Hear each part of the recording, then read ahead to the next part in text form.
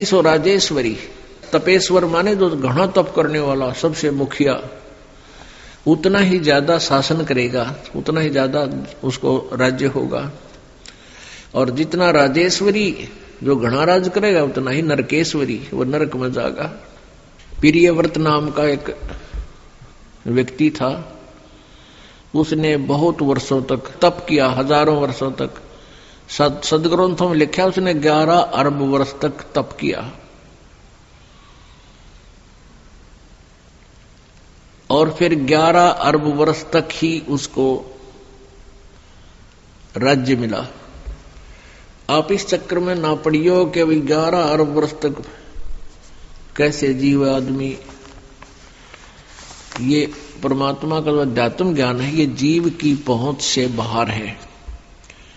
आप ये सोच ले कि उसने काफी वर्षों तक राज किया, तप किया, फिर तप से उतने वर्षों तक राज किया, तो फिर उसको यम के दूत आए लेने के लिए, पार्षद आए लेने के लिए कहा कि प्रियव्रत चलो तेरा समय पूरा हो गया। अब वो राजा कहता है कि पार्षदों मुझे कुछ समय और जीने दो, कुछ समय और रहने दो, मुझे कुछ श्वास और ले लेने दो। देवदूतों ने कहा कि खबरदार जब और एक भी सांस लिया तो तेरे लिए अलाउड नहीं रहा। उसी समय शरीर से खींच लिया, बाहर निकाल लिया और लेकर चल पड़े। धर्मराज के दरबार में जाकर धर्मराज ने पूछा कि भाई कुछ कमा के लाया कि खाली आया। वहां जाकर प्रियव्रत को पता लग गया था कि मनुष्य जीवन जिस उद्देश्य से मिला था वो काम बना को नहीं। कहने लगा जी खाली आया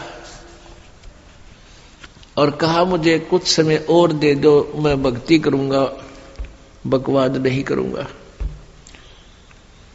अब धर्मराज ने कहा भाई मैं तो सत का राज करूं हूं, जिसा जिसने किया उसा फल देता हूं, मैं ना घटा सकूं ना बढ़ा सकूं, ना तो फिर दोबारा मनुष्य जीवन नहीं दे सकता। तने 11 अरब वर्ष तक तप कराया था, इतना इतना राज कर लिया। और ये जो भक्ति करनी थी इसमें कोई सांस भगवान के नाम पर तने लाया को नहीं। अब नरक में जा बेटा, ठोक दिया ठाके, वहां कोई ना सुनता।